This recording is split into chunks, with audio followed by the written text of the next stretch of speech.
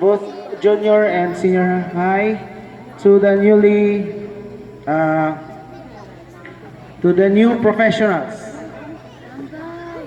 Pag nakikita ko kamo, feeling ko mayaman-yaman gayud ako.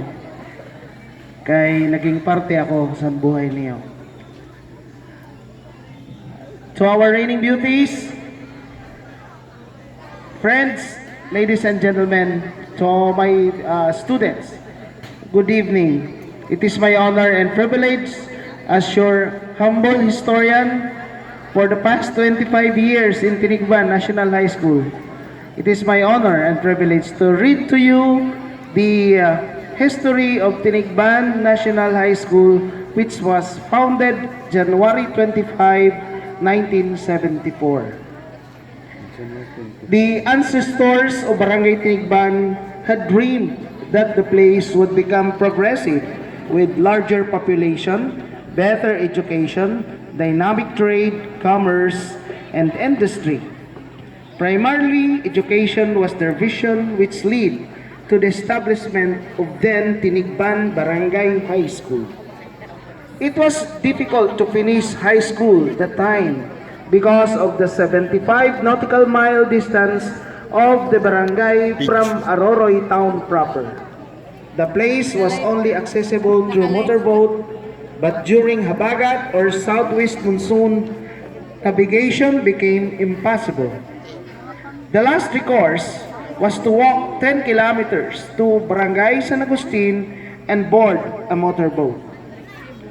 To put an end to the problem and to achieve the vision of the people, Rodrigo Francisco, as the TIC of Tinigban Elementary School, now Jacinto Aramilo Elementary School, Pastor Arong as the Teniente del Barrio, together with Mr. Pipe Rubia and Rodi Verano, initiated to put up secondary school in the barangay.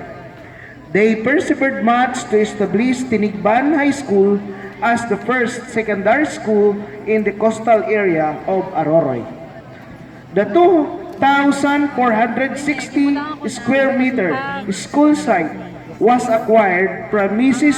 Nasuncina R. Tupas with a payment of 300 pesos and an additional carabao as barter.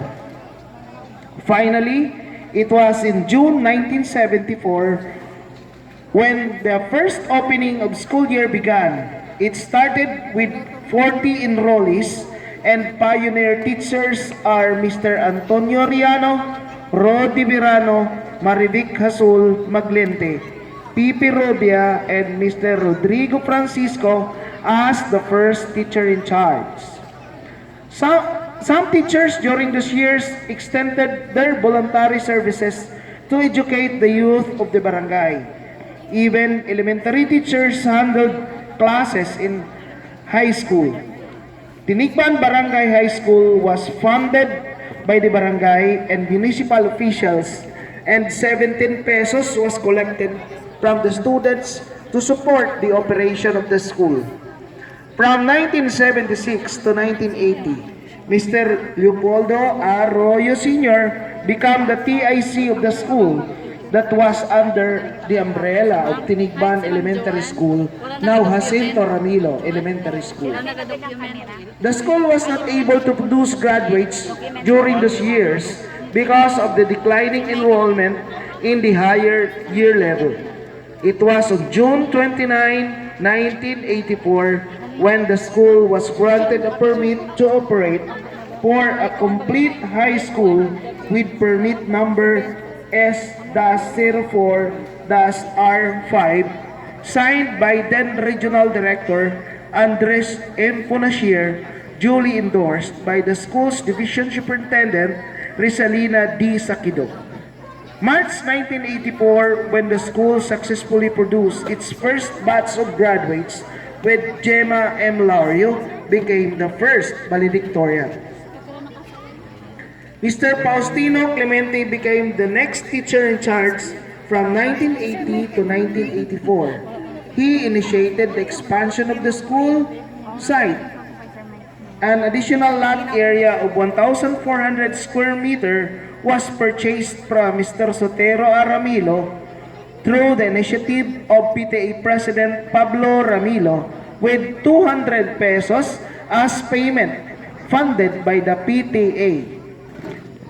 September 2020, an additional land was purchased from Mrs. Belen Arong containing an area of 360 square meter purposely for the new building construction.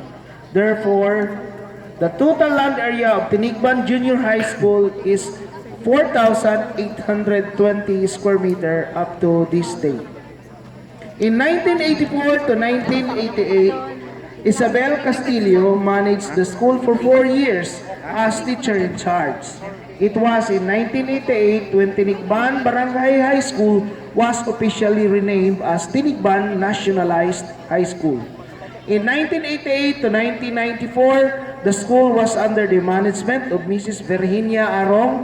She was followed by Mrs. Vilma Ribay as TIC from 1994 to 1996. When Mrs. Vilma Ribay transferred to Luya National High School, Mr. Paulo C. Ramos Jr. assumed the position from 1996 to 2001, followed by Mrs. Richilda Shoko from 2001 to 2002. From October 2002, Mrs. Monina S. Fernandez was appointed as teacher in charge of the school. She managed the school for 9 years, and during her incumbency, the name of the school was converted to Tinigban National High School. On October 6, 2011, Mr. Voltaire Baldimoro was appointed by the school's division superintendent Gilbert T. Sadsad as teacher in charge, in which he gained his principal position later in his incumbency. It was 2013 when the clamor for additional 2 years in high school started. It was pursued by the Philippine government through Republic Act 10533, otherwise known as the Enhanced Basic Education Act of 2013, or the K-12 law, which created the senior high school and instituted the kindergarten